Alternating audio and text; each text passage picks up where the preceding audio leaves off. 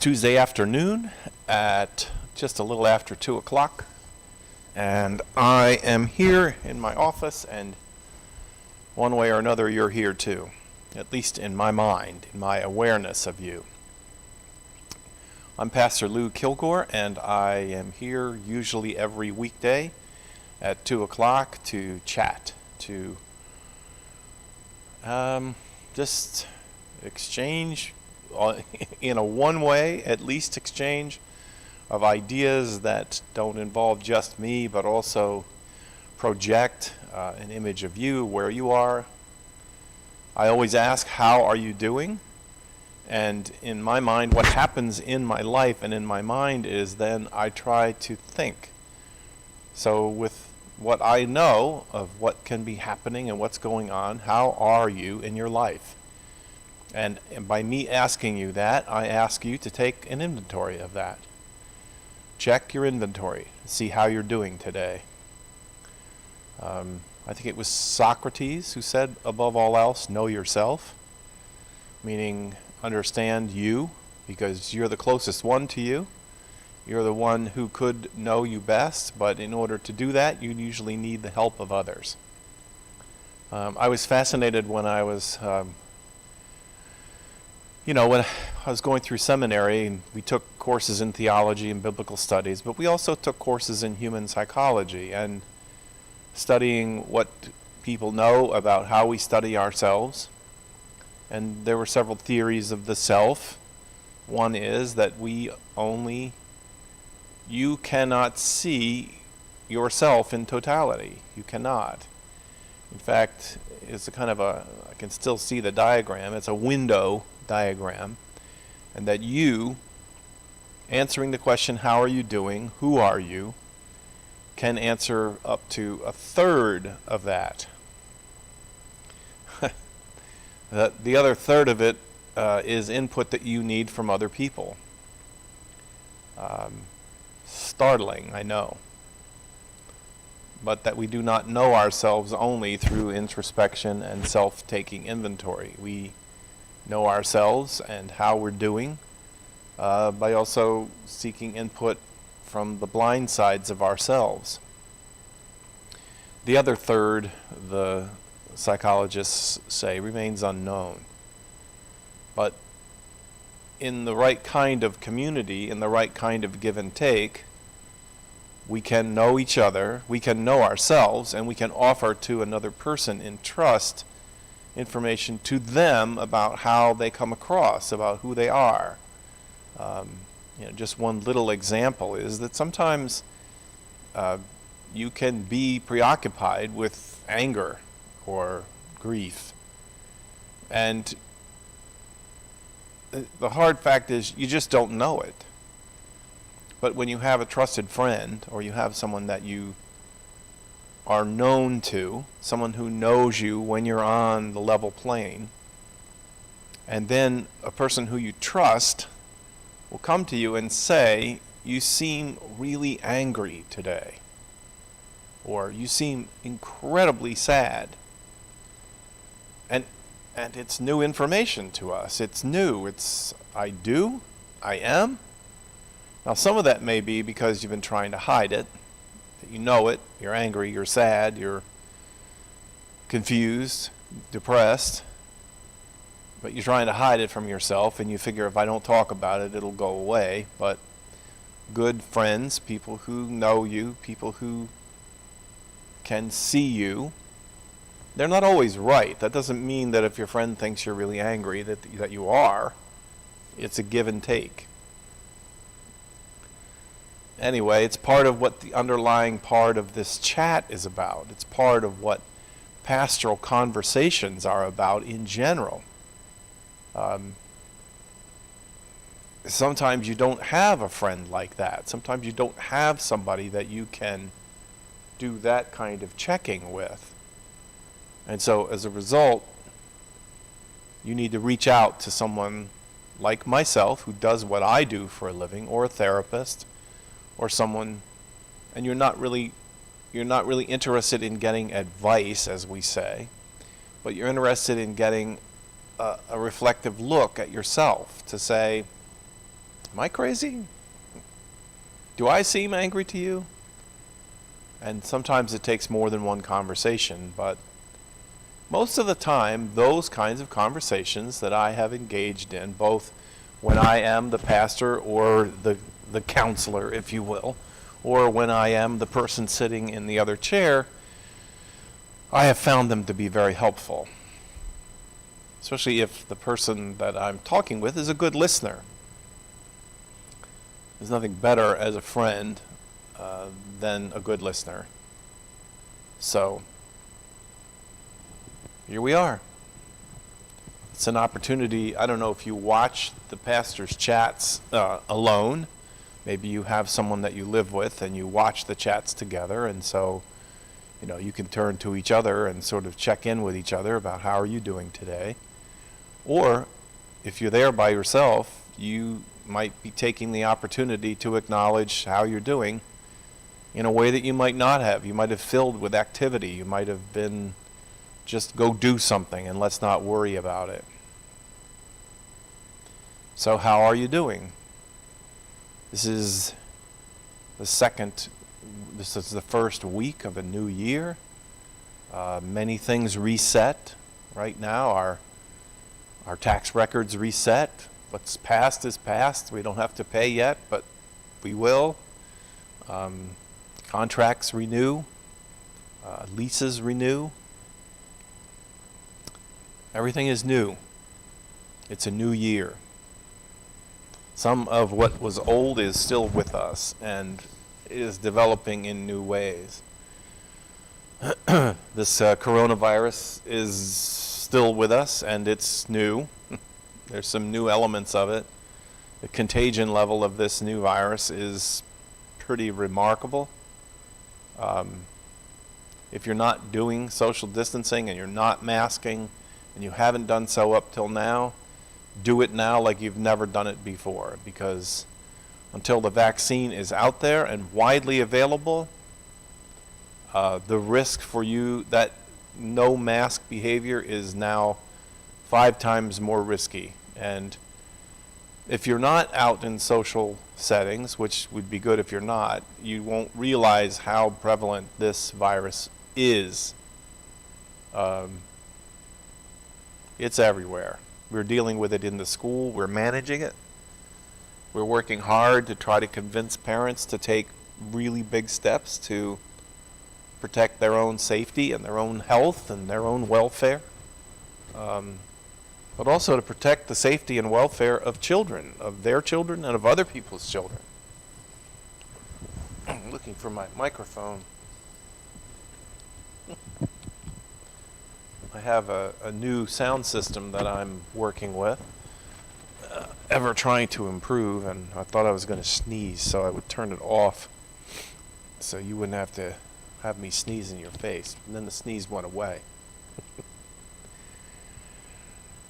You might have seen, been wondering, and you would have emailed me to ask what happened to my hand. I told you yesterday that I really enjoy working with my hands and working with tools. And last evening, I'd really come to the end of the day, and I was trying to do some last-minute things in my workshop. And I was working with a razor blade knife, and it slipped off of what I was cutting, and it cut a pretty good portion of my hand right here. So Laura and I spent some hours in the emergency room last night just getting it stitched up. It's fine. I didn't do any tendon or nerve damage to my hand, fortunately. But that's what this is about. I'm not trying to draw attention to it. I just know that you'll see it and wonder what it is. So, and I'm fine. I really am. It's not even hurting right now. So, I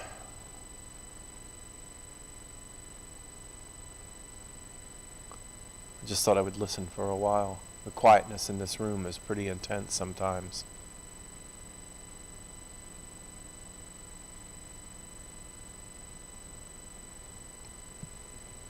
So we begin the season of Epiphany It's not really here yet. We're still in the 12 days of Christmas. But honestly, if I was on the committee, I'd shorten the season of Christmas a little bit. It comes up to the Sunday of the Three Kings, or the Feast of the Three Kings. In South American culture, Central American culture, the Feast of the Three Kings is a very big festival and celebration. And so the arrival of the Magi, the people from the far east, who traveled west to the Near East and then find Jesus. They find Jesus and they follow and they find him now probably 3 to 4 years old. And I know that goes against the way we tell the nativity scene, but it's more accurate to what's told in Luke and in Matthew, that the wise ones, they were not 3, most likely. They would travel in a large entourage of camels and people, and they did that for safety, especially for long pilgrimages. And they were on a pilgrimage. They were seeking experiences of the divine and seeking deeper understandings of the universe. And they were studiers of the patterns of the stars. They saw a meaning in the stars, like the zodiac signs. They saw a correspondence between the position of the heavenly bodies and the earthly bodies and what was happening on earth. This was their Zoroastrianism. They were people who saw connections between things. And they, of course, didn't believe that those meanings that they saw were projected on them, but that they came forth from them. So the stars revealed patterns of our lives. And, if you follow the zodiac, the astrological signs at all, I used to read them just for fun to see if the things that were written about my sign for this day would be borne out in my experience of it. The problem is that you'll forgive me for saying this, it's not scientific, and so it's very wide open to our projection. H.L. Tomlinson in the year 1451 said, "You do not see things as they are. You do not. You see them as you are. We see things as we are." And that means it's not quite like the philosopher Bishop Berkeley, who believed that everything we think exists only exists because we project it in our minds. But H.L. Tomlinson said the meaning that we see in things, how things are, is not how they are out there. It's just how we see them. And so these wise ones from the East, they were philosophers, they were pre-scientists. This is sort of a pre-scientific age, but they became scientists. They observed, they studied the patterns of the world, of the earth, and they saw correlation between the signs and meaning and purpose. And they saw behind that a presence of the divine, of God. And so we celebrate this, excuse me, this pilgrimage, this massive pilgrimage of scientists of their time, philosophers, people who saw meanings. Kings and queens in powerful courts always had their wise advisors who were with them, who looked for insight beyond the facts in front of them, to see meaning, to predict who would win what wars and how the year would go. And when you read the Bible, you see all this kind of activity going on. One of the most famous was Joseph, who was sold into slavery by his brothers and then ended up in Egypt, but he was a dream interpreter. And his dream interpretations were not just, flights of fancy. They were dreams that when they were interpreted, gave you a navigational course for how to live your life. And of course, one of the most famous dreams that he interpreted was the dream of Pharaoh in Egypt, which the dream, unbeknownst to Pharaoh, predicted 7 years of famine. But first, 7 years of unbelievable bounty, and then 7 years of famine to follow. But when Joseph interpreted the dream, he gave the meaning to the facts of the dream. Pharaoh trusted it, and during the 7 years of bounty, they stored up food and water, and they stored up everything, oil and all kinds of things for survival, so that when the 7 years of famine came, no one starved. They were prepared. Joseph was given credit for saving the whole nation of Egypt. There's always been people who look for meaningful connections between our thoughts, the universe, the stars, the things that happen around us. And the season of Epiphany is a season where we try to be open to that more. My sister-in-law died a few years ago now, and she was a lover of red cardinals.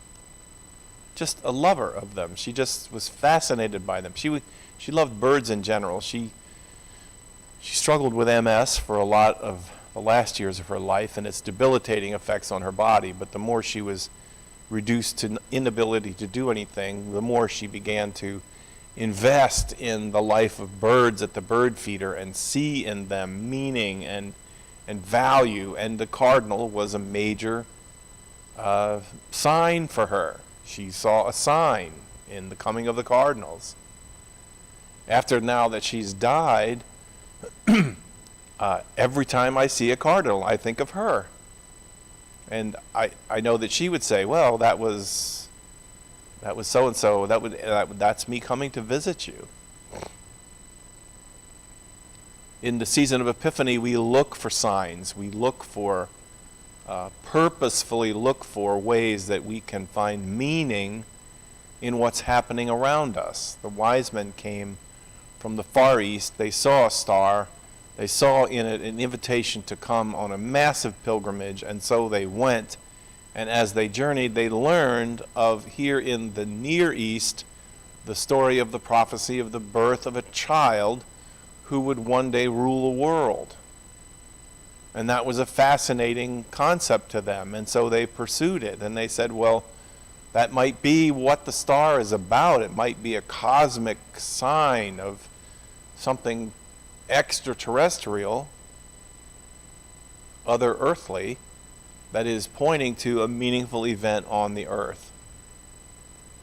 And so they learned from Pharaoh the prophecy of the birth of a king, from Herod, who was the Jewish king at the time.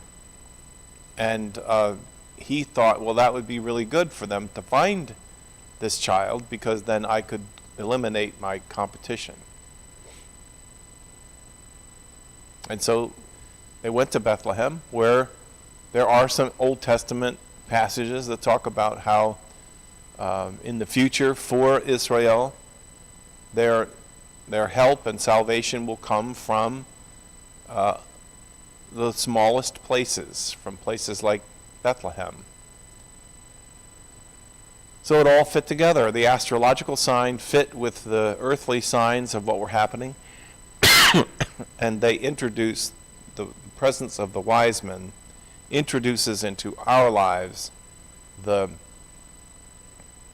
invitation to see meaning in things.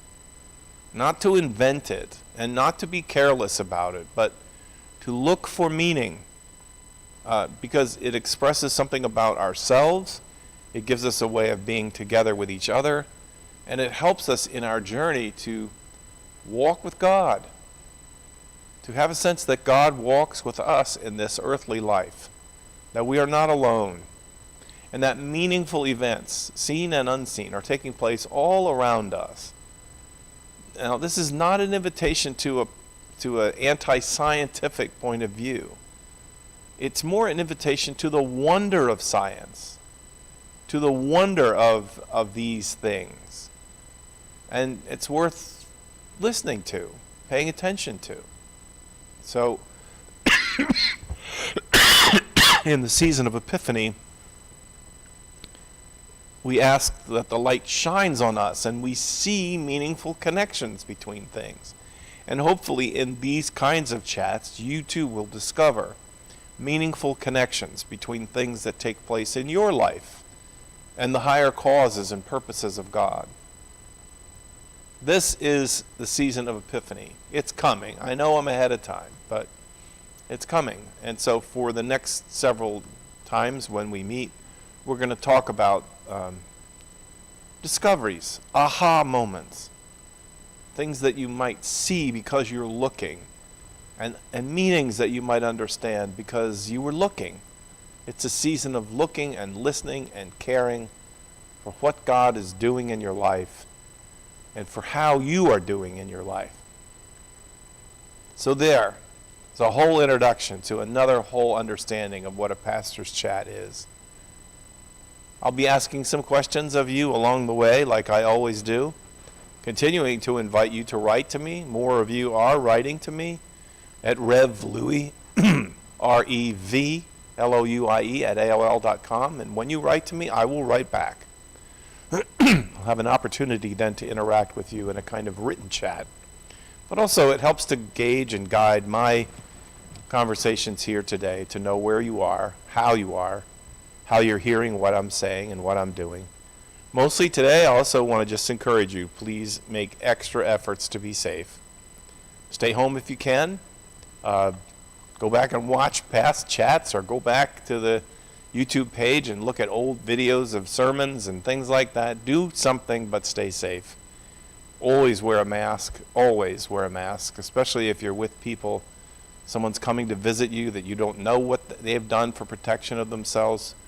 Washing your hands, wearing a mask. Protect yourselves, my friends, because I care about you, and we need you, and we love being with you together in this kind of setting. God bless you, and when the opportunity comes, I hope you'll take that vaccine, and as I will, and we'll all get to a place where we might be able again to be safe, to be with each other. Until then, God bless you, my friends, and I will talk to you tomorrow.